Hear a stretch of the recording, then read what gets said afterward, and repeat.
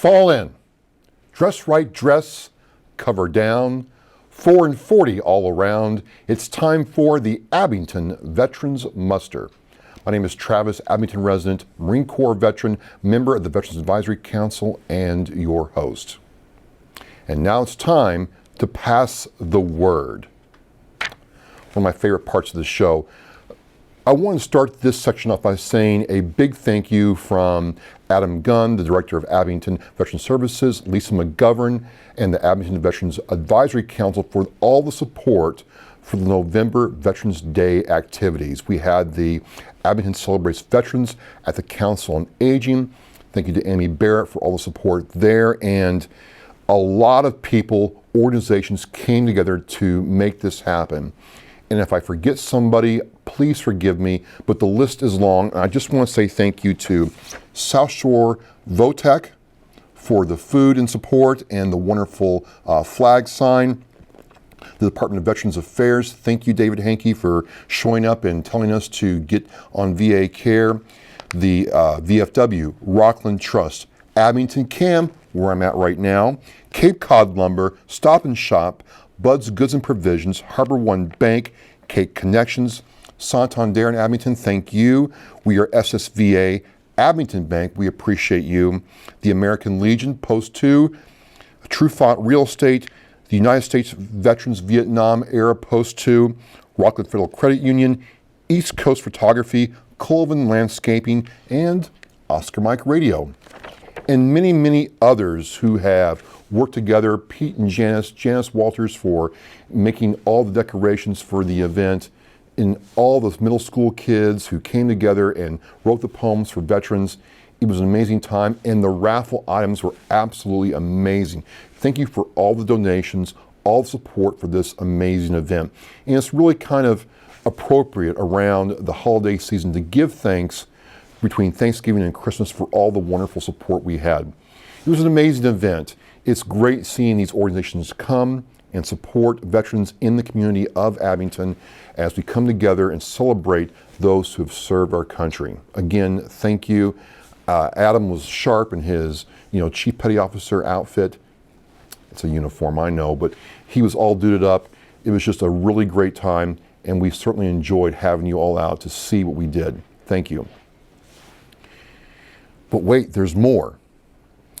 Because of the generosity of people who have donated during this time, Adam got busy. Adam went out into the community, and we want to give a big shout out and thank you to Mal's Kitchen in Abington. A wonderful place to eat. Food right there with a cheery smile and just a great setting right off 139 in Abington.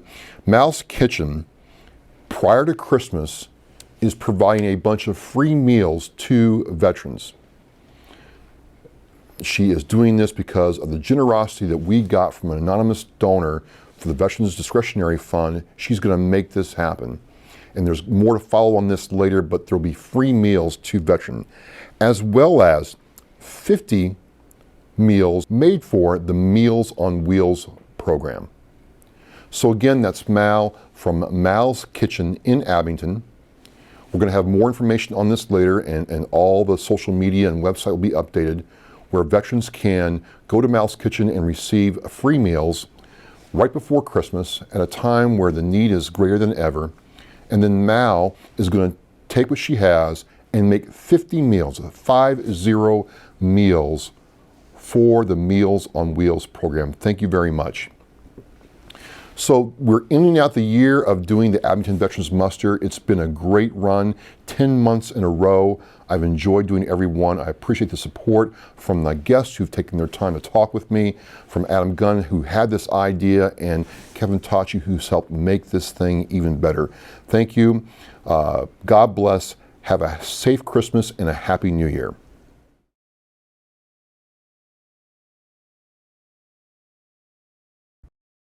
And we're back. Again, my favorite part of this show, we have an amazing guest for you today on the Abington Veterans Muster. And really unique because Massachusetts in and of itself is not one of the biggest states in the Union, or Commonwealth to be more precise. but there's a lot of veterans in this Commonwealth, and I'm getting to talk to one of the people that serve us. He serves me, so this is really, amazing. And my second politician, he wasn't the first. Allison Sullivan beat him to that. Senator John Keenan, welcome to the Abington Veterans Muster. Hey, thanks for having me. And it's always great to follow on the heels of Allison. She does a great job. So, well, your colleague in the representative level, she's very persistent and insistent. Yes, she's great to work with. You worry sometimes who's going to be the representative in the representatives within the Senate district. I'm very lucky. There's just a great group of representatives that I get to work with every day, and Allison's in that group. She's great. Well, it's been great getting to meet with you about veterans issues along with Adam Gunn and talk and learn and understand how this process works. But learning about you, sir, you had to get where you've gotten the hard way. You worked your way through school at Harvard, you came out of Harvard, and then you got into politics. And it's just a very interesting story. What's that been like, starting in the Quincy, South Shore area and now working and serving here? It's been interesting. I can't believe that things have gone by so quickly. I first ran for office in 1987, just after I graduated from college. I spent 4 years at Harvard, and you say working through, I worked in the equipment room, washing towels and doing laundry and doing some billing on things. And then my first year of law school was when I ran for Ward 5 City Council in the city of Quincy, and I lost. And then many years later, I ran for council at large in Quincy, and I lost. But both of them were phenomenal experiences, and I learned a lot from them. And in retrospect, sometimes you look at a loss and say, oh, I can't believe that happened. But in retrospect, I value it. I just learned so much from the process and so much from losing that I think it made me a better candidate and made me appreciate more when I did win and did have the opportunity to serve at first on the Quincy City Council and now in the State Senate.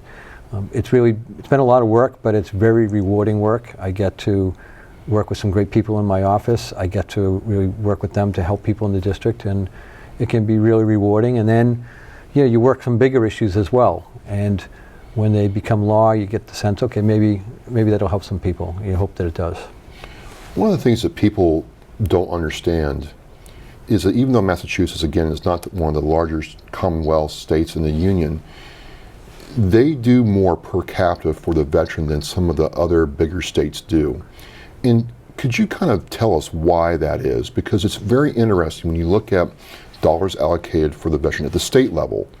We really are the best, if not in the world, if not in the United States, for what we do for veterans.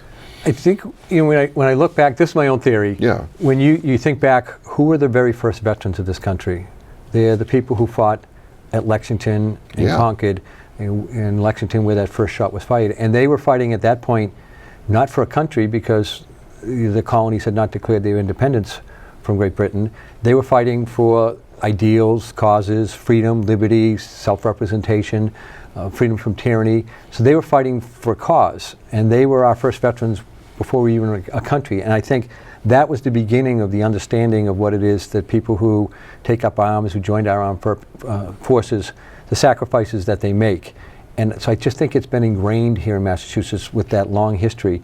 And as you look at the history of men and women from Massachusetts joining the military and then fighting abroad or defending us here at home, I think we send people into the service in disproportionate numbers. A lot of people from Massachusetts serve, and in some of the communities around here, that's particularly so. When you go back and you look at the history of this region, it really is a long, rich history and tradition of people joining the armed forces and serving. And then they come back and they could just have a family and start a job. Yeah, sure. But most of them have a family, start a job, and then stay actively involved in their communities. So their service doesn't end when they are discharged from the service. It continues throughout their lives, and they are a constant reminder to us that we have an obligation to them. So looking at the heat map of the Commonwealth when it comes to the veteran population, Boston, of course, is Boston, but you can make the argument that your district per capita has the highest concentration of veterans for the Commonwealth. Some areas might be bigger, like Worcester and Boston proper, but still, for your district, I would sit there and say that, looking at the map that I looked at, you have a lot of veterans as constituents. What's the difference in working with veterans as constituents versus other demographic groups, Senator? The needs are sometimes different, and getting them to reach out to us for assistance, whether it's something having to do with a license plate, a veteran's license plate, some sort of veteran's benefits, anything like that, as a group, they're pretty hesitant to reach out. And that comes with the whole idea of service and giving back as opposed to asking for something. And all they're asking for is, can you just put me in contact with somebody, or can you help move an application, or help me with an application? So I think there's that little bit of hesitation to ask. And so that's will be a little bit different than some of the other constituent issues we face. And then what's in common is when somebody calls our office, it means that they haven't been able to get an answer somewhere else, that they've tried this, they've tried that, and they haven't gotten a response, so they call our office and ask, can you reach out, can you see where my application is it still pending, is it still active, can you check on the status, whatever the issue may be. So they're a little bit more hesitant to ask for assistance, but when they do, it's similar to other people, meaning they've tried pretty much every other avenue, and they come to us saying, I need help. You may not remember this, sir, and I'd be very impressed if you did, but I needed help about 1.5 years ago. I served in the Marine Corps and was trying to get my records, and there was a fire in the archive in St. Louis. DD-214 issue. I have my DD-214, thank God, but everything else was gone. And it was like, well, you can try calling your local official and maybe they might get back to you, but good luck. And, you know, Adam Gunn got a hold of your office, and with like 2 days later, there was a response. And I never forgot that. It's like, you hear how politicians are only about politicians, but I'm like, wow, you know, maybe because you have to or whatever, I got the help I need. I got some clarity in a timely manner because help was asked for. And I just appreciated that. Well, thank you. I'd like to take all the credit, but you called the office and you probably got Aiden first, who then put you in touch with Doreen. And Doreen keeps me apprised of what she's up to, but generally Doreen and Aiden together, and particularly Doreen because she does constituent services and she's district director, she handles those things and she does a phenomenal job. I don't know exactly what I'm good at, but I'd like to think I'm good at putting a good team together because I have a great team, and that's an example of a call coming in and them getting on it right away. And I'd like to say that, you know, that's pretty common in our office because of the people who work there. I'd like to take all the credit, but I really can't. It's just good leadership. I've also been fortunate to watch you come to Abington and talk with Adam and Representative Sullivan in a meeting about, you know, veterans issues that we face here in Abington. And it was really insightful to see how, you know, Adam had his list of issues and here's possible solutions. And not only are you thinking about what the Commonwealth can do, but, you know, you and Alice are talking together about what is needed for you all to move us forward. Do you all do that a lot and connect with the Veterans Services Officer directly? We do quite a bit of that. In fact, today we happen to visit all the Veterans Services offices in my district. Okay. And this is the last stop. And so we do a fair amount of that. We've established really good relationships with the offices, the agents, and we offer to them, hey, if you're not getting a response from the Secretary's office or anything, let us know. If you need information, let us know. One of the issues that was that Adam had raised here in Abington was that it's difficult to get from the state, because of some regulatory issues at the federal level, list of new veterans that new to Massachusetts, have discharged, have moved to Massachusetts, to contact them, let them know what the benefits are. Adam raised that issue. He was on it right from the very beginning, and you know, that information should be forthcoming pretty soon. And so Representative Sullivan and I, we looked at that. We looked at an issue about the abatement, the veterans abatement, the work-off program, where they can basically work to have a credit applied to their property taxes. And then there's an issue, what if somebody volunteers to do that work on their behalf? Who gets the forms that has to pay taxes on it, and those types of things. So we continue to work on that as well. So it really is a collaborative effort in your district with the VSOs, Representative Sullivan, and yourself to serve the veterans better. Absolutely. And today we had an issue in one of the towns about an apparent inconsistency between town regulations or ordinances and what's been passed in the HERO Act. And I didn't have the answer right there, but it was raised, and we will continue to work on that issue to try to resolve the question of when there's a difference between something that's contained in a state statute and what the municipality is doing, how are those reconciled? We'll check into that. We'll get back and hopefully find some resolution to that as well. Before we go into the HERO Act, I was curious, looking at the state structure, how much do you interact with the Executive Office of Veteran Services? Because it's a fairly new org, but still it is the org for veterans in the Commonwealth. Quite a bit. Okay. I see the secretary around all the time. He and I served together in the legislature. We were both active in the field of substance use treatment and recovery. He's an emergency room doctor. He's a veteran. I think he's still does reserve. Yep. And so I know him quite well. And so we see each other at events frequently. We'll see each other at the State House. I found him great to work with. It's a big job because it's a new job. He's not just walking into something that has structure and form to it. He's creating all of that as he goes along. But I have found him to be, not surprisingly, based on my history with him, very responsive. And it's just not to me. He's that way with other members of the legislature, and he's doing a good job of getting out and about as much as he possibly can. So there's a lot of interaction. It just really strikes me because I didn't grow up in Massachusetts. I moved here after the Marine Corps, not knowing anything. Like I called Worcester Worcester, sir. yeah. And Gloucester. Yes. And how did you pronounce Situate? Don't even try. Yeah, it was bad, sir. It was bad, and I got laughed at, and I got the Massachusetts welcome, as it were. But I talked to people in Arizona where I served in other states, and like, I don't have any of this. Like, I have to go to the county level and hope somebody returns my call, or take a day off work and go to the State House and hope somebody sees me. And there's these layers of assistance for the veteran, and I know you kind of talked about it, but do you find that unusual for as rich as the United States is when it comes to our veterans, that this state seems to be the only one that gets it? I do. I find it unusual and unfortunate. Oh, yeah? Because whether you're a veteran in Massachusetts, a veteran from Idaho, or a veteran from Oregon, you're a veteran. You put on the uniform of the country, you took the oath, you did something that not many others do. And so you should be treated to the same, have the same access to benefits no matter where you live after your service.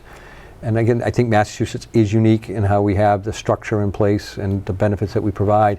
It would be great if every state in the country did the same thing.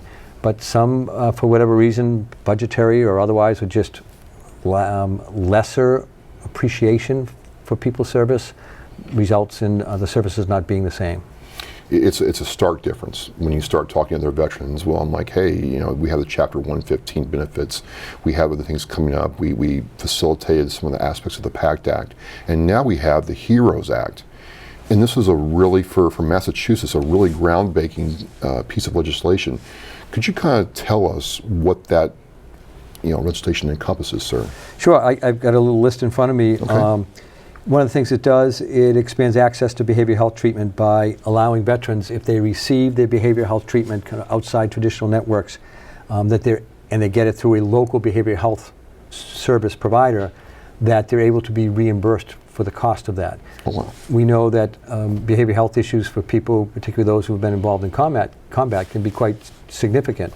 And so this allows them to get treatment for that where they're comfortable, near home, knowing that it'll be reimbursed, that they won't have to fight with their insurance companies, or they won't have to drive 50 miles to find a provider. They can get service closer to home. So I think that was an important part of it. The other part was that it increases the disabled veterans annuity, and it also is for Gold Star families. This was personal to me in some ways. Yes. A veteran that I knew in the city of Quincy very well, a good friend, Larry Norton. He was so involved in veterans groups. He fought in Vietnam. And he, from the time I got in the legislature, asked me each year to file to get an increase in that annuity. And every year I would file that legislation along with Representative Tacky Chan from Quincy, and we would push it, and it would come this close. And with time, we kept filing, and we didn't give up on it. And ultimately, when the version of the HERO Act came out of the governor's office, it included that increase in the Gold Star and disabled veterans annuity. It's not a big amount on an individual basis. It's a cost to the Commonwealth. But we just thought it was something that should be done. And every time I look at a list and I see that on the list, I think of my friend Larry Norton, who has since passed away. He really was the motivating force. And then So the governor got wind of it, and then John Vilas, who's a state senator, who's a veteran, John became a great advocate for it as well, and through all those people kind of always working together, it ended up in the legislation. And so that's a benefit that was a long time coming. It also increases the credit that employers get if they hire a veteran. They can get a $2,500 tax credit for if they're a small business and they hire a veteran to work in their business. So it increases opportunities for veterans, some who are in various stages of their career, some who are retired, right. That want to go back to work, or those that need to work. It makes them more appealing in terms of the financial aspects of an employer. We have a lot of municipal employees, police officers, firefighters, people who work throughout the many departments in our many cities and towns who belong to state retirement system, and they're eligible to buy back their military service. They get credit for the military service that would count towards their retirement.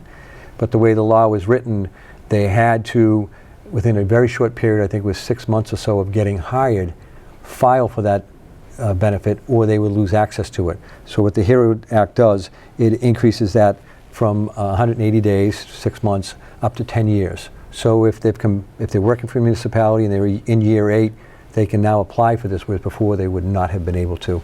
And that can make a difference for sure. in their retirement. Sometimes if you are collecting some sort of a Social Security benefit and you get an increase in your Social Security, that may make you ineligible for certain benefits, including Chapter 115 benefits. Right. This takes away that. They call that the cliff. That cliff has been taken care of so that an increase in Social Security won't impact your eligibility for veterans benefits. This was something we talked about just today with another veteran service officer on property tax exemptions. Municipalities can double the amount of property tax exemption that they give to a veteran. There are some income guidelines and so forth, but they can double that exemption.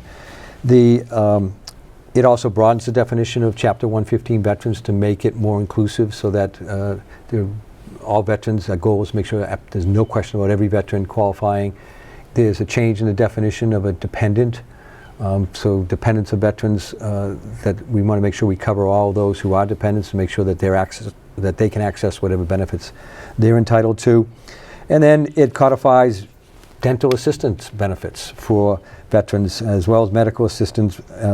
And then it initiates a study on alternative therapies for behavioral health so that we can get a clear sense of what works best for veterans who might be experiencing post-traumatic stress as a result of their service, what type of treatments would work best for them. And so we're going to take a real good look at that. That's just some of the top little things that we're involved in. The alternative therapies thing is interesting because, a lot of us looked at, I don't smoke marijuana myself, but a lot of veterans I know use marijuana to deal with pain or to calm their anxiety. But the problem has been there has not been a body of study work done on the efficacy of that treatment. And it was interesting that the HEROES Act, is going to make that study happen. And what do you think is going to happen with that, sir? It's either going to prove that the therapy is effective, or it's going to give us new data to work from. I think it'd be great if it proved whether that therapy works or not. At the very least, we should get new data and have at least the science thoroughly reviewed and available to everybody. We just faced the same issue in the last election, the most recent election. On the ballot was the question of whether to allow psychedelics to be used, and a lot of the advertising had to do with potential mental health benefits to it. My review of the literature, and I did not vote in favor of that, because my review of the literature showed that the science isn't quite there yet. And so this part of the HERO Act will take a good look at that. Rather than just say, let's legalize it and see if it works, well, let's see if there's at least a scientific basis for it before we legalize it, and get the best data that we possibly can, so that if it goes on the ballot again, people are informed, or maybe the science will be so convincing that the legislature will act and it won't have to go on the ballot. Got you. So it's an important part of the act. You've served in the public sector for a long time, and many different demographics and constituencies. What's it like, though, when you hear a story like mine or another veteran who says, you know what, I called your office for help, I got help? Does it make it all worth it? How do you feel? It does. Yeah. It absolutely does. You go home and say, okay, that was a good result, because not every day are we able to solve every problem that comes across our threshold or comes to us through the phone. We try real hard, but some of them are just problems that maybe aren't state level problems. There may be something more local that we can't get, we may try to urge a local government to do something, but that's a separate entity. Right. It may be a federal issue, and those you get frustrated because there's red tape at every level. So when we can get something done as it relates to a state issue, it is quite rewarding, and that's why we're in the business, to try to help people. We can focus a lot on policy, and we do in my office, but really the nuts and bolts are that when people call us, it generally means that they've tried everything else, and we're kind of a last resort. And so we try our very, very best to get as good a result as we possibly can. And again, I go back to the folks that I work with. They do phenomenal work. So veterans are getting out of the military every day. What do you tell like a new veteran just fresh out of the military, regardless of what branch, to expect now when he or she comes back to Massachusetts? They went away from this state for 20 years, and they're coming back and they want to get reintegrated into the community. What would your advice be to them, sir? One, to make sure you take care of yourself, first and foremost, and your family. And then as you get settled in that respect, so many are anxious or urgent or want to help. They're anxious to help. They want to help people. That take a moment, think where you can be most helpful. You found a spot that works for you. Adam, who does the veterans work here in Abington, same thing. Find a spot, and it may be something more formal like you're doing, but it may just be getting involved in the community, or talking to students at a high school. In Braintree, for instance, they have a program where the veterans go in on Veterans Day, and they go into a classroom and they basically tell their story of how they went into service, what they did in the service, and what their life after the service has been.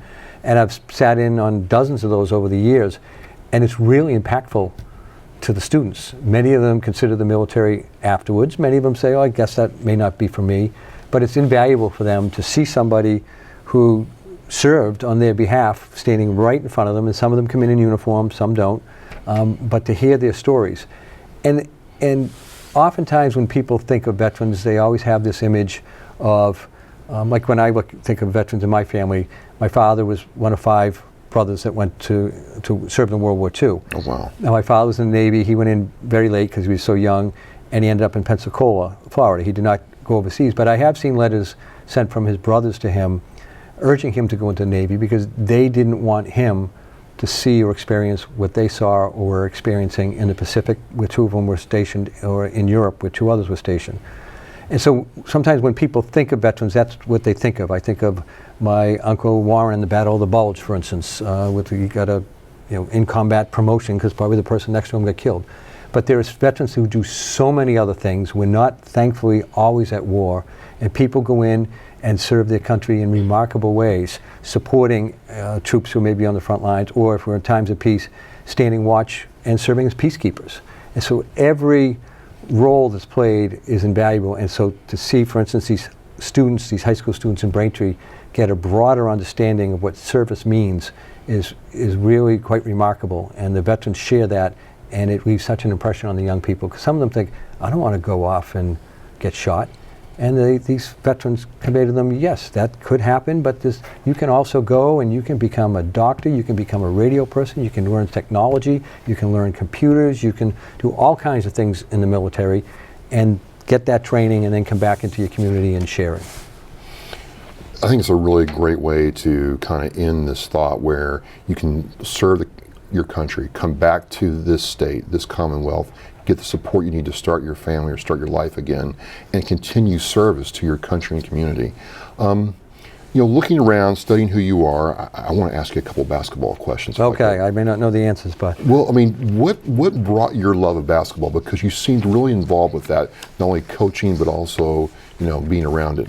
I grew up in Wollaston, in Quincy, and I was one of 7 children, and back then you just basically opened the door and you went out and played. And What? Yeah. Wait a minute. You opened the door. And you went out. There was no cell phone? There was no cell phone. No Nintendo? When we took off on our bikes, my parents had no idea where we were, and What? probably just as well that they don't. But So you went outside. we went outside. and played. We went outside and played street hockey and everything. Get out. I used to go down to the schoolyard at Walson School and just play basketball. And I loved it from an early age. And then, thankfully, my sons, I have 3 sons, they all liked basketball, especially the middle and youngest. And then my middle and youngest sons went to Marquette University, where basketball was a big thing. And so that was fantastic. We would go to a lot of the Marquette basketball games. We'll probably go down to see the Providence game this year and the UConn game. So it's just something that I was able to share with all 3 of my boys as they were growing up by watching them play basketball and in particular coaching at the level that my middle son played at. And we made lifetime friends, and they've made lifetime friends. Quick story, my son's out in, one of my sons lives in Nashville. He joins a men's league. He goes to a gym just outside downtown Nashville. He's putting his sneakers on. He looks over the guy, and the guy's putting on an AAU jersey for a Massachusetts team. And my son looks at him and says, "Oh, did you play for them?" And the kid says, "Yeah." He goes, "Oh, where'd you go to school?" He said, "Westfield State." So my son said, "You must know Davey Janik." He goes, "Yeah, I knew him well. His father coached me." And Tim said, "Yeah, he coached me too." And so, yeah, they have those connections and those bonds, and I've just loved it over the years. And I wasn't very good at it, but I really have an appreciation for the sport. And it's something that my wife and I, because she's become a basketball fan despite being one of 3 girls, she learned quickly all the rules of basketball. So it's become something, a family thing that we really enjoy. So last thing, I'm looking around on your website, I'm trying to find out who Senator Keenan is, and I see this statement that says, "I walk, I see, I stop, I snap." I was instantly interested, and I started looking at it, and I'm like, it's you taking pictures as you walk about, and I'm like, it says you use your iPhone, and I'm almost like, wow, I have an Android, I have a Samsung, and those are really good. What started you taking pictures and getting on the gram, on the Instagram? I don't have a lot of time. I don't play golf. I don't play tennis. I don't have a lot of time for those things. What I like to do as a form of exercise is walk. Yeah. And I try to relax when I walk. My mind's always going. So I find that if I just look at things as I'm walking, it keeps my mind off of everything else. And if I see something interesting, literally I take out my phone, I snap it, look at it, and off I continue walking. And then at night I'll look at them and say, "Oh, that's pretty good." Maybe I'll post it on my website, on my Instagram. And I do it just quickly. Even when I'm out walking with my wife, the next day I'll have something up there. She'll say, "When did you take those pictures?" Because literally it's just walk, "Oh, I like that," snap it, and keep walking. Very nice. So I find it as a getaway, a form of relaxation. I don't really have any hobbies, but that's one that's kind of become a hobby. It gets me out walking, and it keeps it interesting. Well, Senator, just like with Representative Sullivan, it's nice hearing how public servants serve those who have served. So I just want to thank you for coming on and talking with me. I really got some great insight and perspective on how government and our local government at the state level can advocate for us. And please, please, please have a great holiday. Right, thank you. And I appreciate all the work that you do and Adam does in town. You're great resources for us. So thank you for doing the work that you do and for your service. Appreciate it. Thank you for being a great American. Well, folks, there you have it. Senator Keenan from Quincy talking with us about veterans issues and things going on in the Massachusetts area, South Shore primarily. We want to thank him for coming on. This is Travis again with the Abington Veterans Muster. I'm going to say now, you are dismissed.